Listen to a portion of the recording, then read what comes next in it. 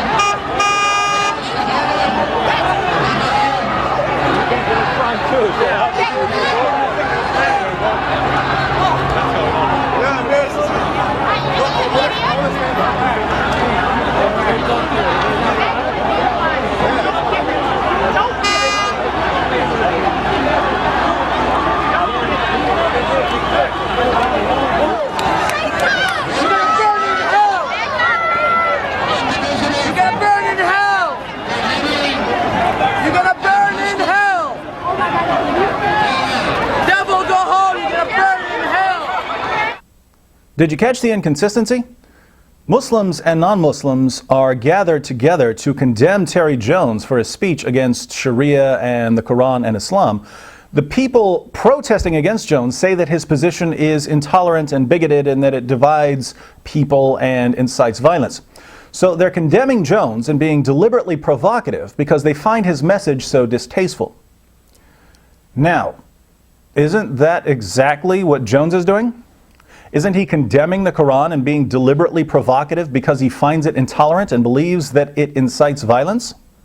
Perhaps I can clarify my point with a little paper bag puppet theater.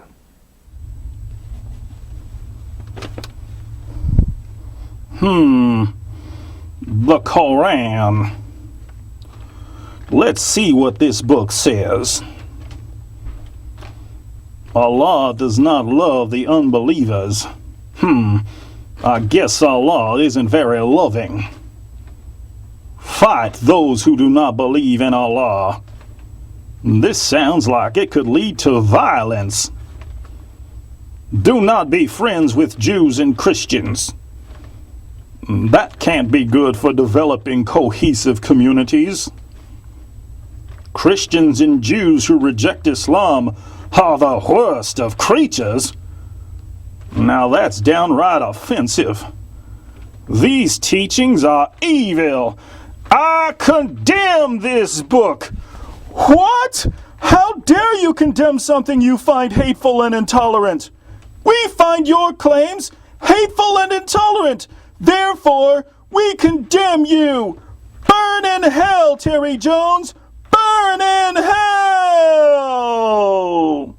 In other words, if tolerance now means that regardless of what we find in this book or how much we disagree with it, we have to smile and act like it's okay, wouldn't the same apply to Terry Jones? I.e., no matter what he says or how much we disagree with it, we have to smile and act like it's okay? You see, at this rally, people on both sides of the street agreed that when a message promotes violence and hatred, you condemn it, sometimes in a very harsh manner. The only disagreement between the two camps was whether the Quran promotes violence and hatred. But that's an issue for public debate and discussion. So enough of the shouting matches and barrier breaching and shoe throwing and book burning and constitution trampling and unlawful arrests.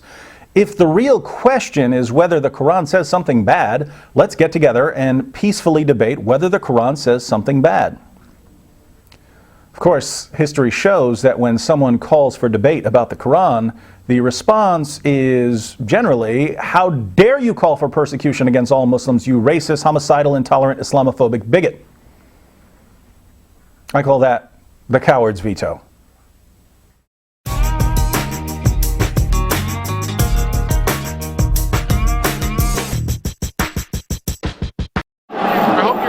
That the things you say about Dearborn aren't true. No, we'll see. Yeah. No, you don't see. I know. You're great inventors of myth. So. Oh yeah. Yeah. You are. I invented the myth. I dare you to put that on. Yeah. You're a great inventor of myth. Right.